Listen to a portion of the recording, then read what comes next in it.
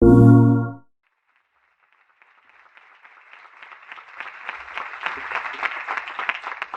morning. I think that's the first time I've ever been compared to David Beckham. So thank you for making time to listen to my talk today.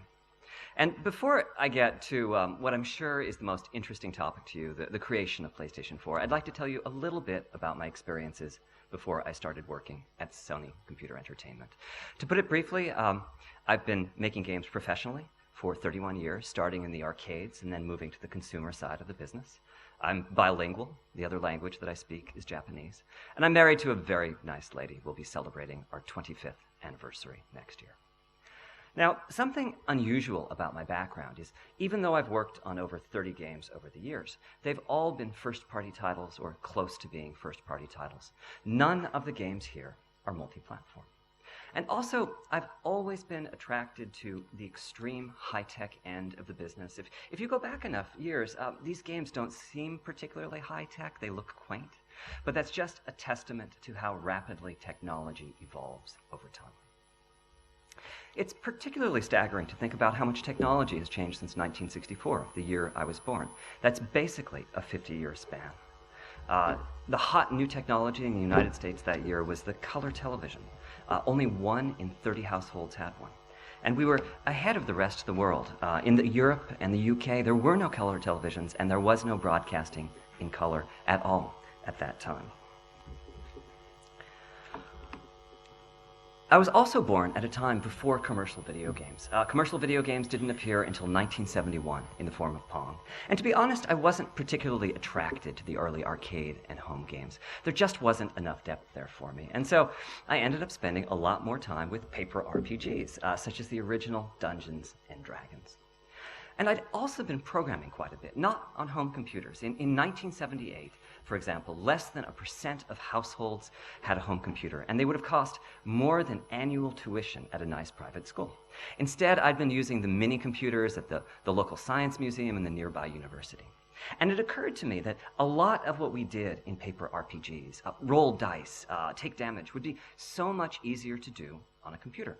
So I set out with my brother to build a real-time, story-driven 20-hour RPG in 1978. And we weren't satisfied with the kind of graphics you ultimately saw in Ultima or Wizardry. We wanted to create a full 3D adventure with these virtual worlds rendered from the player's perspective. Now, needless to say, this was pretty ambitious. We were writing our code on punched cards and displaying images on a scope. And we never did get the game done. But we were finally able to see the game that we were trying to build many years later. It was called Final Fantasy VII. And it just took a staff of over several dozen professionals 5 years to make. Now, my second hobby in my teenage years was playing arcade games. After a number of years, the graphics and the level of fantasy had advanced enough that they really started being appealing to me. So, beginning with Space Invaders, I became a serious arcade game player. Asteroids, Tempest, Defender, and the like. And about this time, I entered the university, becoming a full-time student at the age of 16. That's 2 years younger than is usual in the United States. I focused on math and physics, but to be honest, my studies weren't all that interesting for me. So I started looking for a way to turn my two hobbies into a job. And those hobbies were programming and playing video games. So I interviewed at a few local game companies, and at the age of just 17 years old, I got a job at Atari's coin-operated game division. And this was very unusual even for them. I was the youngest employee at Atari by 5 years. But they were in a take-a-chance mode, and something about having this child prodigy programmer gamer on the staff really appealed to them. Now, making arcade games in 1982 at Atari was definitely challenging. Most of these games were created by just one person. You had to be the designer, the programmer, and you usually had to make your own artwork as well. You simply had to be a jack of all trades. And none of us had any prior experience making video games. How could we? This was the dawn of the industry. So consequently, the failure rate of first titles by any game creator was about 100%.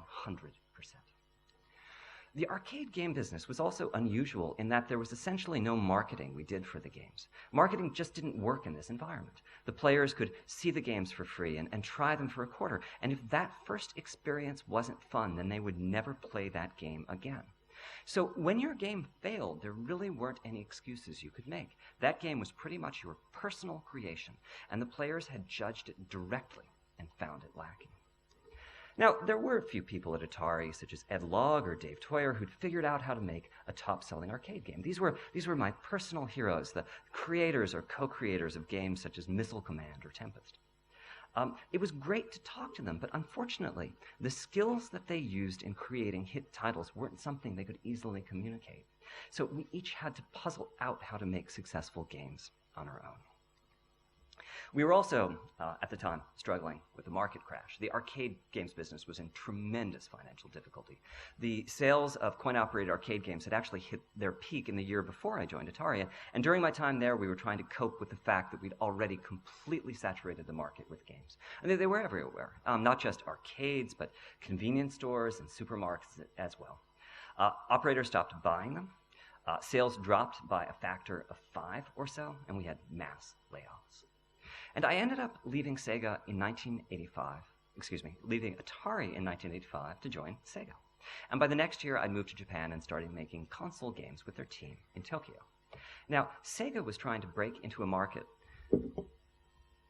that had first been dominated by Atari and now was being dominated by Nintendo. They'd had moderate success with their 4-bit home console and were now in the process of releasing an 8-bit console called the Sega Master System. And one sign of the times was that there were essentially no third parties. A few titles were made by our one software collaborator. That was a company called Sunsoft. But other than that, the entire lineup for the Master System was being created by a 40-person internal team. And we were busy. The typical title was created by just 2 people, a programmer and an artist, in just 3 months. Almost none of the Sega talent spoke English, and I ended up learning quite good Japanese simply as a matter of survival. Now, the president of the company at the time had a fairly odd philosophy. He felt as if title quality was more important than title quality. In other words, the NES, which was the Nintendo console at the time, had 80 games for it. The Sega Master System had 40 games for it. And he felt that the path to success was to make our software lineup larger than Nintendo's. And that turned out about as poorly as you can imagine. In the United States, we ended up with a 4% market share to Nintendo's 94%. In fact, none of the games we created were truly successful until the president changed his philosophy and put 5 times the usual resource into just one title. And that was, of course, Sonic the Hedgehog, which was Sega's first million seller. Now, after 7 years with Sega, I joined a startup called Crystal Dynamics. I was the first member of the first game team. And one of the main reasons I joined was that they would be doing very early development for a console called the 3DO Multiplayer, which we all thought would be the console that made 3D graphics possible. And to be clear, when I say 3D graphics, I just mean the graphics in a modern video game, like an FPS or an adventure game. Because in 1992, when I joined Crystal Dynamics, virtually all console games were side-scrollers or had top-down views or the like. And Crystal was an incredible place to work. We had a lot of fun. And at the same time, at least in the early years of the company, we just weren't that good at making the games. We had Sega's bad habit of valuing title quantity over title quality. And we learned all the wrong lessons from Electronic Arts. We created massive technical design documents and game design documents that were ultimately meaningless. And to be honest, at the time too, I too believed that massive design documents and detailed schedules were part of the proper and efficient way to make games. But I did start to notice that these documents wouldn't even last a month without needing to be rewritten. It appeared to me as if certain aspects of the process of game creation were simply unschedulable and untrackable. And I began to wonder if there wasn't a better way to make games. Now, perhaps the biggest impact of my time at Crystal Dynamics was that I finally had a chance to write a real-time graphics engine. And being an engine programmer for the first time was definitely a learning experience. Unfortunately, one of the first things I learned was that the 3DO hardware was simply too underpowered to provide much of a gaming experience, whether it was 2D or 3D. It was quite disappointing. Now, at this time, we started hearing about a more advanced console in its early prototype stage. It was called the PlayStation. Sony Computer Entertainment didn't have much of an organization in the US at that time. So on one trip to Japan, I went to Sony Computer Entertainment headquarters in Tokyo to see if I could get a dev kit. And I was told no. They're available only to Japanese licensees. English language contracts haven't even been created yet. So I said, that's fine. Just think of Crystal Dynamics as a Japanese licensee. And I signed the Japanese contract. And amazingly, they sent us over a dev kit. I believe it was the first one that any US company had ever received. And though I didn't know it at the time, we received that dev kit because a man in the business development group named Shuhei Yoshida saw me come in and thought, this Martin guy might be going somewhere. And though it was very much against the rules, Shu approved that dev kit. Now, I never got a chance to use that dev kit because in 1994, I got a very big break. Universal Studios, which was one of the major entertainment conglomerates, had decided to enter the cutting-edge world of multimedia. And they weren't really sure what multimedia was. They noticed that Myst and The Seventh Guest had been selling very well, and they wanted to be sure that they weren't left behind. As a result, I was recruited to help start up their interactive entertainment group, which was called, simply enough, Universal Interactive Studios. I was initially vice president of product development and later ended up president of the company. Now, the best part of this was that Universal didn't really know the business. And as a result, I had a great big bag of money and no supervision whatsoever. My belief was that multimedia was just video games by another name, so I focused on creating titles for PlayStation. And I was finally able to set the principles under which game creation would occur. I focused on game quality over game quality, and I threw out those lengthy game design documents and technical design documents. And it's hard to believe that start to finish, my time at Universal Studios was just 4 years. I was a producer and executive producer for the first time, and I started by searching for the talent that would make our studio a success. We ended up signing a 3-person development company called Naughty Dog, and the result was Crash Bandicoot. We signed a 2-person startup called Insomniac Games that had no prior experience whatsoever, and the result was Spyro the Dragon. And part of the reason behind our success was that we were able to spend $2 or $3 million a title, which, believe it or not, in those days would ensure the highest possible production values. And we also benefited from a streamlined approach. We'd write a 4-page concept and just dive right into the game development. We didn't try to overly plan the initial stages of game creation. Altogether, the titles we created in those first years went on to sell over 20 million units. Now, these were PlayStation titles, and as such, we didn't have much of a sales and marketing organization of our own. We ended up licensing distribution rights to Sony Computer Entertainment, and Ken Kutaragi hand-picked the producer who would work on us for Crash Bandicoot, which, let me tell you, made me quite a bit nervous. But as an amazing coincidence, it turned out that the producer was Shuhei Yoshida. So Shu, who had sent me that first dev kit in the US because he thought I might be able to do something exciting with it, was indeed correct, because Crash Bandicoot became the top-selling brand for PlayStation. But Shu did have a lot to do with that himself. We never would have been a hit title in Japan without his guidance. One other fun note from these early years is that there was a group of us I always thought of as the Three Musketeers. In 1998 or so, Shu was heading up product development in Japan. Andy House was head of marketing for Sony Computer Entertainment America. I was producer on the titles, and the three of us were almost exactly the same age. We were born within a year of each other. And we must have been just 34 or 35 at the time, which seems incredibly young when I look back at it now. So when their contracts expired, Naughty Dog and Insomniac decided to work directly with Sony Computer Entertainment. And I had a difficult decision to make. Should I follow them? Or should I stay on as president of Universal Interactive Studios and rebuild? And it was a tough decision, but I chose to leave Universal Studios and continue working with those talented developers. So in 1998, I founded Cerny Games and have now spent the last 15 years working as a consultant, not just with Naughty Dog and Insomniac, but also a number of other companies within the PlayStation universe. Now, we'd had a busy 4 years with Crash Bandicoot and Spyro the Dragon, but Ken Kutaragi had also been busy. He took the success of the first PlayStation as an opportunity to bring his vision for console hardware to a whole new level. And by early 1999, working prototypes had been completed of the PlayStation 2. And a team of programmers was hard at work in a locked room in Tokyo, creating the demo programs that would be used in the springtime launch of the hardware. Now, Shu Yoshida, his name is going to come up a lot here today, contacted me. He'd heard that the hardware was much more powerful, but that many were struggling with its complexity. And he wanted to make sure that Naughty Dog and Insomniac, who would be creating early titles for PlayStation 2, got off to as fast a start as possible. So he extended an invitation to me. I could enter that locked room. I could sit alongside the demo team, and I could work on a graphics engine for PlayStation 2. And I ended up living in Tokyo for 3 months as the first American to get his hands on the system, and did indeed create a game engine that became a reference point for the early engine work of those two developers. And Shu was right about its complexity. It was a lot more time-consuming to get going on PlayStation 2 than it was on PlayStation 1. I think of hardware complexity in terms of time to triangle, by which I don't mean the time to create a program that displays one triangle. One triangle, that's trivial.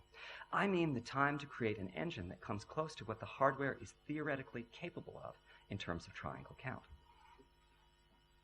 Now, for PlayStation 1, time to triangle was just a month or two. All you had to do was call some library functions. But for PlayStation 2, it took something like half a year, as the programmers had to learn to write efficient assembly code for the vector units. These were embedded graphics processors created specifically for the PlayStation 2. In a sense, this was our first wake-up call. Thanks to the much higher performance of the PlayStation 2, game developers were able to radically increase the richness of the content that they were creating. Something like the world of Jak and Daxter simply wouldn't have been possible on any previous hardware. But that richness came at a cost. Each game developer now needed a team of talented professionals who would do nothing other than write that low-level graphics code. And there was a loss of flexibility, too. If the creative director had some new idea where to take the game, a lot of that low-level graphics code would need to be scrapped and rewritten. In the end, despite all of that, it turned out very well for Sony Computer Entertainment. PlayStation 2 is, by many measures, the most successful console in the history of video games. And I had a great time. I spent a focused 4 years creating games for the platform, focusing primarily on engine technology for Jak and Daxter and game design for Ratchet & Clank. Now, it's hard to imagine, but in those years, we were just on a 5-year hardware cycle. Meaning just 5 years between one generation of consoles and the next. So my time on PlayStation 2 was pretty brief. In 2003, I was working on just the second game in each of those series when Shuhei Yoshida came by with an idea. Shu Yoshida was now head of Sony Computer Entertainment America product development. So all of the US game teams reported to him, and he had concerns. Some of his concerns were about cost. There were many good game teams in the States, but they were all working independently, and the size of the typical team had tripled over the last years. Shu wondered if collaboration and technology sharing could reduce the cost of game development, or at least slow its rise. He also had concerns, which turned out to be justified, that the next platform transition might be even trickier than the last, and he wanted to be sure that Sony Computer Entertainment America was up to the challenge of PlayStation 3. So we ended up forming a specialized technology group whose function was to spearhead SCEA's entry into the next generation. Shu thought that Naughty Dog might be a good base of operations, and after some conversations with the founders, Jason Rubin and Andy Gavin, we decided to free up some people from work on the Jak and Daxter sequel and use them as a base from which to grow the tech team. And we ended up naming the group the ICE team, which initially stood for the Initiative for a Common Engine. Its goal was to investigate advanced graphics and other technologies and to build and disseminate various early systems that could be used as games began as the teams began their preliminary next generation game development. Shu's hope was that as the PlayStation 3 generation progressed, we'd then continue to foster inter-team collaboration and thereby increase both the quality of the titles and reduce their development costs. Now, even though we knew nothing about PlayStation 3 at the time, we suspected that the transition from PS2 to PS3 would be challenging. We could tell by looking at the PC graphics world that a revolution of sorts had occurred. Something called programmable shading was now possible. And what this meant was that a program could be run on every pixel of the game scenes, which opened up a lot of potential, but also meant that our approach to graphics needed to be scrapped and rewritten. So we on the ICE team definitely had a lot to study up on. There was another part to Shu Yoshida's plan as well. On PS1 and PS2, the hardware team had worked in complete isolation. They conceptualized the design, they laid out the circuitry, they built prototypes, they wrote documentation. And when the hardware was complete, they would pass that documentation off to developer support, who would brief the teams. There was essentially no communication whatsoever between the hardware team and the game teams. For PlayStation 3, Shu Yoshida had amazingly gotten approval to embed ICE team members with the hardware team in Tokyo, meaning that we would sit side by side with them as the hardware was being designed and learn the details of what was being created. The idea was that by breaking down this barrier between game and hardware teams, would be able to start our game development work at least a year earlier. And as for who would join that hardware team, Shu's first choice was me. I was bilingual, working with a number of the game teams already, and I'd done something similar for PlayStation 2. So in the late summer of 2003, I went to Tokyo and entered the Sanctum Sanctorum, the top secret facility where the future of Sony computer entertainment was being planned. And my big surprise was that the hardware team was a half dozen engineers in a mid-sized room in one of the many Sony buildings. I guess I'd expected something from a James Bond movie, or maybe an elite high-tech facility of sorts. But that was the first lesson for me. These kinds of projects are driven by just a few people with a vision. And all they need to do the basic hardware design work is desktop PCs. Now, at that time, the design of Cell was done, and the hardware team was hard at work on the graphics processor that would complete the system.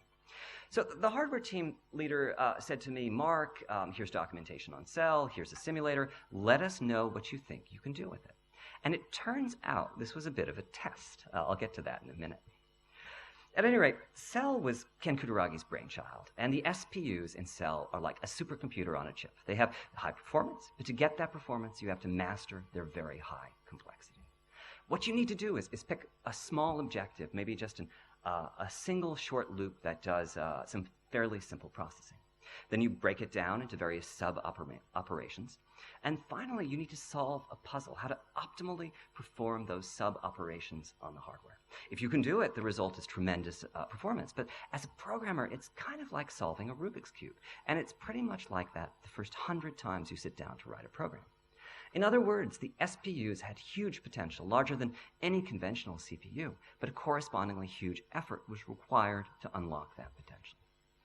Now, this was, as I said, a test of sorts. The hardware team had to compare the overhead of having me around with the possible benefits that come with increased understanding of how the hardware will actually be used in game projects. And at the end of the month, that first month, they had me give a formalized presentation showing what I'd been able to accomplish with the SPUs.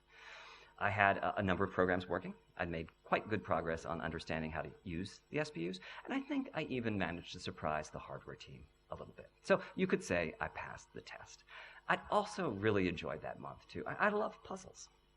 But, and I'm ashamed to say this, I wasn't thinking about the practical reality of making a game using SPUs. And I never imagined that the cost of Cell would be one of the factors that caused PlayStation 3 to ship at a price of $599. I was just staying focused on the task at hand, which is trying to figure out how best to use the chip that had already been designed. Now, my reward for passing the test is that when I came to work the next day, there was another manual sitting on my desk. It described the details of the GPU that the hardware team was in the process of designing. And this was the start of a long collaboration between the hardware team and the ICE team. Basically, I and a few others would shuttle back and forth between the US and Japan. When in Tokyo, we'd learn about the hardware being built and try writing code for it in emulation to test our understanding. When in the US, I'd work with the other ICE team members to design a software architecture that could be used in the first-party games. And this was an exciting time, but it was also a scary time. It was exciting because the technology was so new, and if used properly, it was so powerful.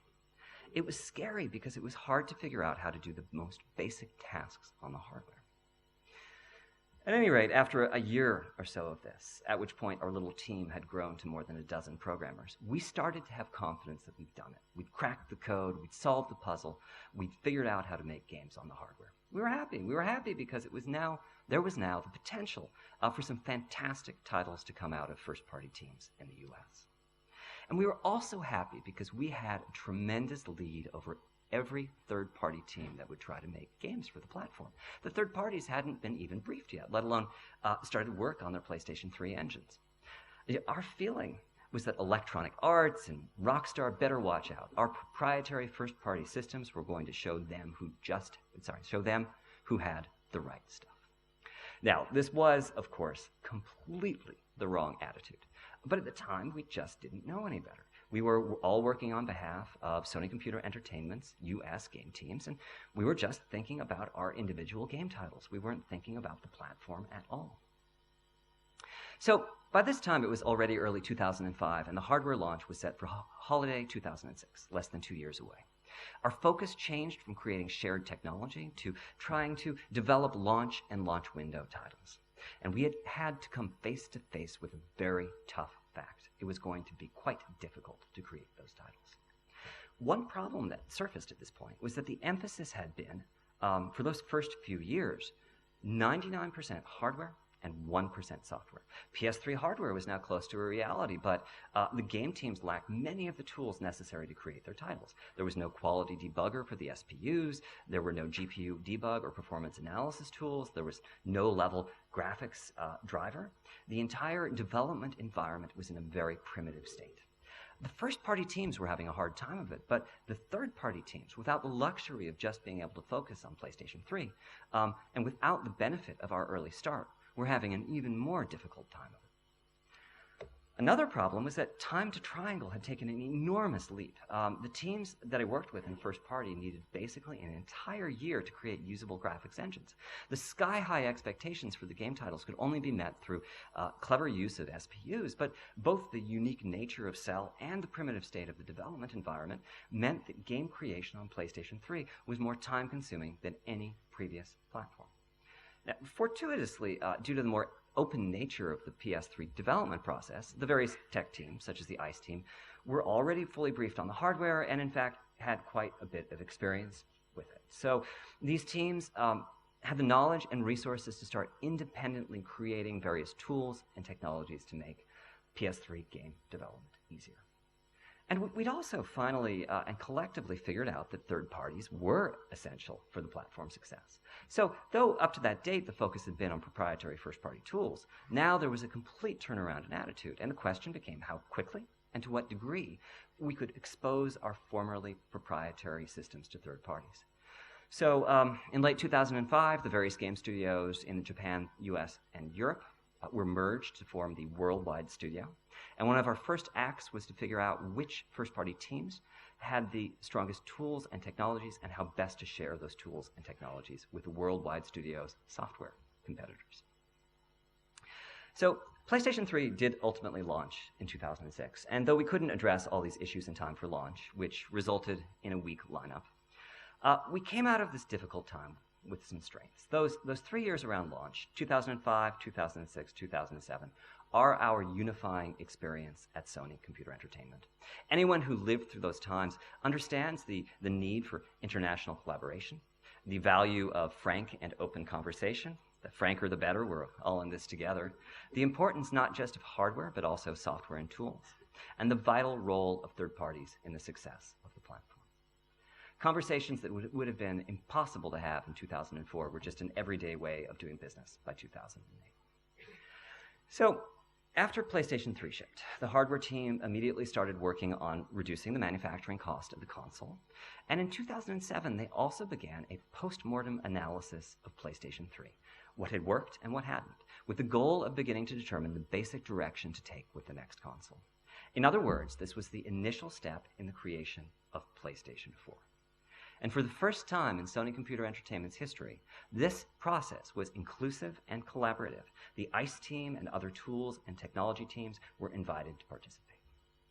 Now, the most obvious path forward was to continue to use Cell. Though the learning curve had been steep, it was clear that mastery of SPUs was leading to some amazing titles like Uncharted Drake's Fortune. So it was definitely an option to continue using Cell, perhaps even enhancing it to making it more powerful or easier to use. But there were other options too. We could move to a more conventional architecture with just a CPU and a GPU. If we went with that approach, choosing a CPU would be a very big deal because that would determine which vendor we worked with and thereby determine pretty much every aspect of our project: timeline, business structure, development cost, and the like. So there were two main possibilities for CPU. The PowerPC architecture that we used in PlayStation 3 and Cell, and the x86 architecture used in pretty much every modern PC. And the conventional wisdom, as expressed by a number of the first-party game programmers, was that the x86 architecture was unusable in a games console. And I took this very seriously. A console needs to be competitive with a much more powerful PC. And if game programmers need the more straightforward PowerPC architecture to make that happen, I understand. I just wondered if this was true. Because the potential design space of PlayStation 4 was going to be pretty limited if we couldn't use the x86 CPU. So I spent my November holiday in 2007 researching the 30-something year history of the x86, all the way from its creation in the 1970s up through the most recent enhancements. And my conclusion was that the conventional wisdom had been correct, but progressive enhancements by Intel and AMD had finally resulted in something that the console programmers could embrace. And then I started thinking, I just sacrificed my holiday to investigate some philosophical point for a console that I'm not really assigned to be working on, that won't be released for 5 years. That's passion, that's enthusiasm. Maybe I should consider working on this project more deeply. And then I started thinking about my skill set. I've been a designer and a generalist programmer when I was making games at Atari. I'd become fluent in Japanese through my years at Sega. I'd programmed graphics engines at Crystal Dynamics. I'd worked as a producer and executive producer in my time at Universal Studios. And I was certainly willing and able to travel. And I began to believe that I had the experience and necessary expertise to make a larger contribution. Because whoever led that next generation effort was going to need to have most of those skills. That person needed to be deeply technical, like an engine programmer, but at the same time, that person would need to understand the larger process of creating games, like a producer. And given the Japanese nature of the company and the broad geographical distribution of the various technology teams, it was going to be necessary to be bilingual and ready to travel as well. And so I knew it was a bit audacious, but I went to Shu Yoshida and I pitched him on the idea that I would be lead architect on PlayStation 4. And I asked him if he thought this would be possible. And to my amazement, Shu said yes. So I went to the Worldwide Studios head at that time, who also agreed. So I went to Masa Chitani, who was he was the CTO of Sony Computer Entertainment at the time. And to my amazement, Masa agreed. He said yes, but I would have to leave the Worldwide Studio and work through Sony Computer Entertainment headquarters instead, because that, of course, is where the hardware project would be located. Now, when I say leave the Worldwide Studio, I wasn't really leaving them because I'd never been a member. I'd been consulting on over a dozen Worldwide Studios game projects as Cerny Games. And when I started working with Sony Computer Entertainment headquarters, that was once again as a consultant, meaning that I had no formal responsibility whatsoever because I was not part of company management. I was not even a company employee. So if you contrast my position with that of Ken Kutaragi, who was both chairman of Sony Computer Entertainment and the hardware visionary, he had complete responsibility, not just for the hardware, but for all aspects of the company. But I think, in the long run, my lack of formal status has had great benefit, both to me and to SCE. As a consultant, I manage no employees. I'm not I'm not responsible for budgets. I don't give presentations to other divisions of Sony. I don't track progress versus milestones. I don't negotiate contracts. I'm free to think about where we need to be in 5 years and work with the appropriate groups inside and outside of the company to make that happen. So in some ways, it's a bit like being a director on a game title. I mean, certainly there are many programmers and artists and designers on the title, but they report to managers, not to the director. And there's also a budget that has to be tracked when you make a game, but that's managed by the producer, not by the director. The director's role is to shape the shared vision and communicate it to the team. At any rate, in early 2008, the development of PlayStation 4 began in earnest, and we followed the new principles. The chief architect was an American. That's pretty international. We immediately began frank and open conversations with some of the game teams, and we kicked off the software and the tools effort pretty much simultaneously with the hardware. Involving the third parties was tricky, though. We definitely wanted their input on the design, but we felt it would be a bad idea to go to the teams who were making the top PlayStation 3 titles in 2008 or 2009 and start briefing them on a system that wouldn't be released for many years. It just felt like a tremendous distraction. So our solution was to make a questionnaire and present it to the third-party teams. We simply asked a lot of questions about the future of consoles and computer graphics and what they would like to see in a next-generation console. Some of these questions were about CPU count, CPU types, GPU types, bandwidth, and the answers were predictable. Basically, the team said that if we can afford to give them 1,000 times the performance of the PlayStation 3, go ahead, do it. But more importantly, we asked them about the flavor of the systems, the flavor of those systems that they would like to see in that next-generation game console, and the ratios between the various components. Should we put more money into the CPU or the GPU or somewhere else? So we got great feedback, but they weren't fooled for a minute by the abstract nature of this questionnaire. Everyone we sat down with, and we sat down with a lot of teams, knew that we were asking for their feedback on the design of PlayStation 4. And I ended up talking to more than 30 teams in the US, Europe, and Japan. And I'm very glad I did so, because the answers we got were not what I thought that they would be. Turned out the number one piece of feedback was that they wanted a system with unified memory. So that means just one pool of high-speed memory, not the two that are found on PC or on PlayStation 3. We also learned that the proper CPU count was 4 or 8, and that if we had the money to spend, we should invest it in a very powerful GPU. And the final piece of feedback we received was that they didn't want exotica. If there was, for example, a GPU out there that could do real-time ray tracing, they did not want it in PlayStation 4. I mean, certainly that would be fascinating technology, but it would require game teams to take several years, throw out all their existing graphics technology, and rebuild it from scratch to use that exotic GPU. There were a few other milestones worthy of note in 2008. Shu Yoshida became the new head of the worldwide studio and assumed responsibility for all game titles being created at Sony Computer Entertainment. And Ken Kutaragi received the Lifetime Achievement Award from the Academy of Interactive Arts and Sciences. I presented it to him at the ceremony. And I'd like to say that this is him passing the torch to me, but actually that picture is me handing him the incredibly heavy trophy at the awards dinner. So, though Ken Kutaragi had largely left Sony by that point, we did think from time to time about what Ken would do if he was designing PlayStation 4. It's tough, though. Ken is a true genius. I mean, I remember at one time during the development of PlayStation 3, around 2004 or so, I was talking about triangle counts, at which point Ken said, in no uncertain terms, that anyone who talks about triangle counts is misguided.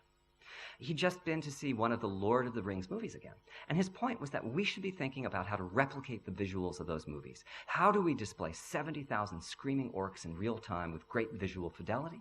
And we should not be thinking about micro issues like the triangle count that the hardware can support.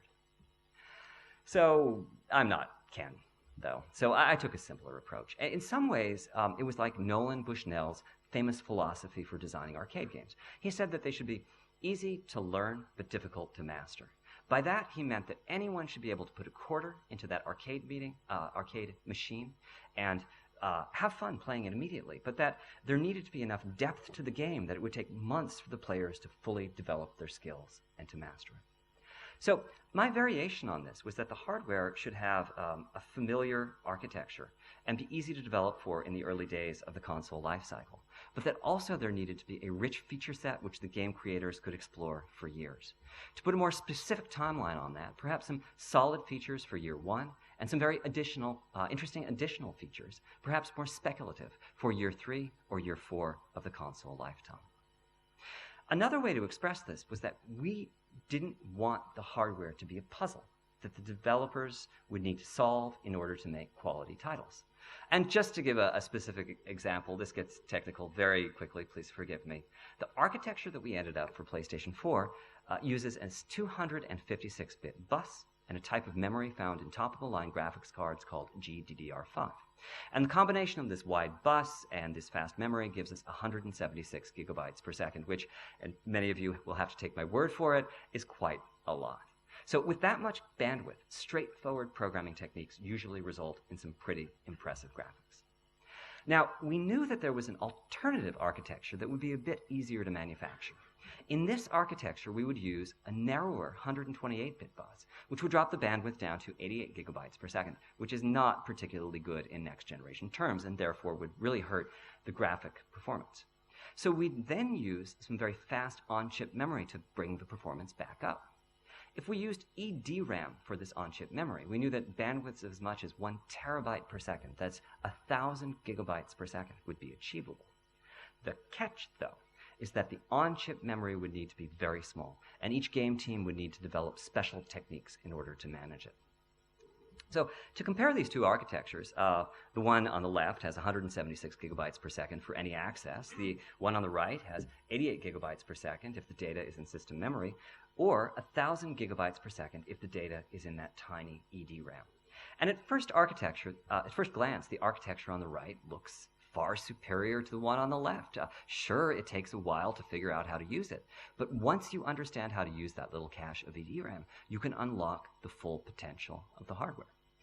But to our new way of thinking, the straightforward approach on the left is definitely advantageous. It gives us excellent day one performance, and we can find other features for the programmers to explore in later years.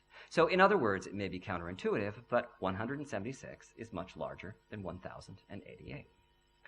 So here you can see the impact that the straightforward and familiar architecture of PlayStation 4 has had on Time to Triangle. It's basically back to where it was on PlayStation 1.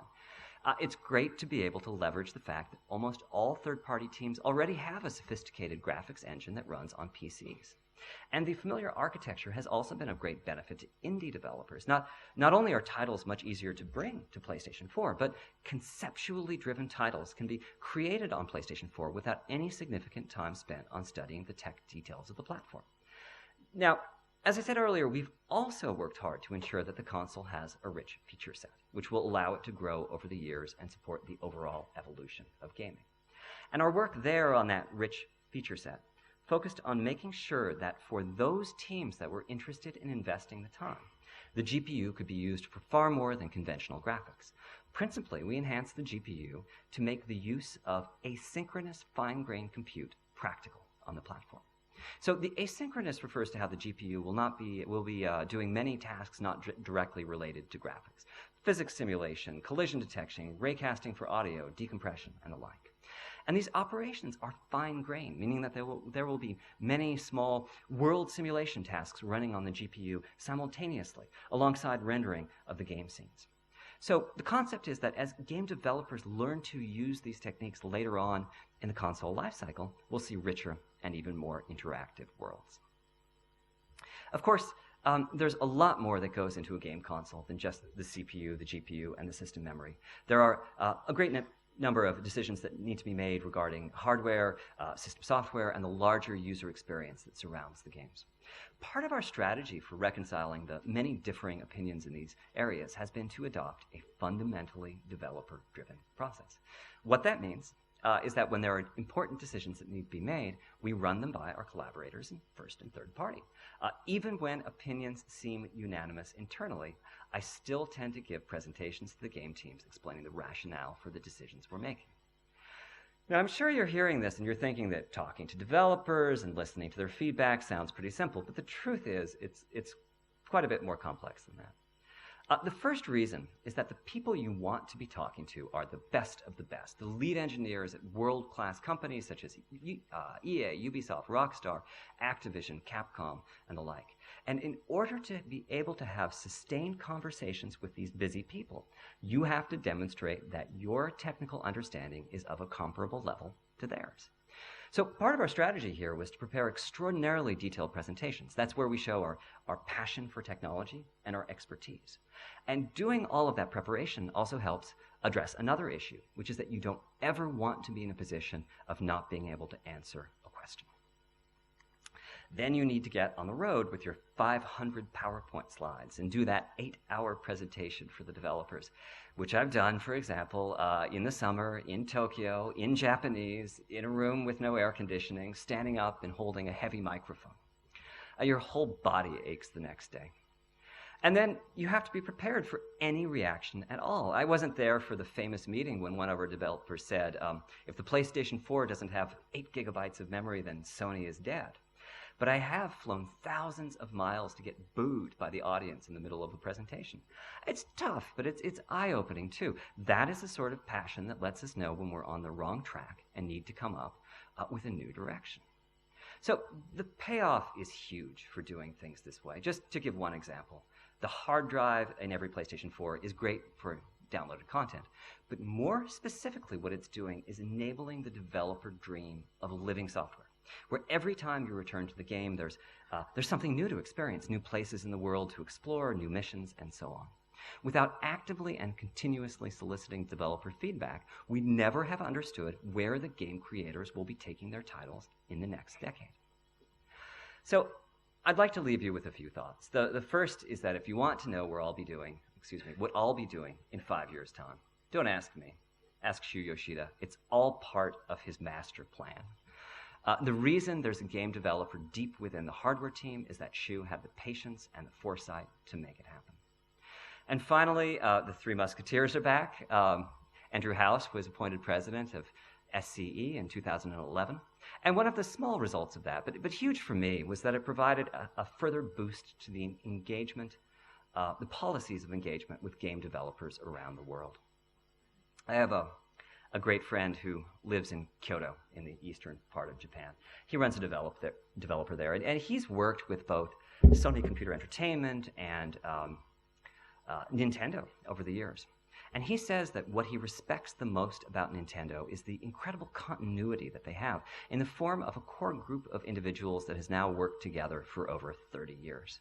Well, we on the PlayStation side of the business have only about 20 years together now, but I'm really looking forward to the next decade or two with Shu, Andy, and the other amazing talents of Sony Computer Entertainment.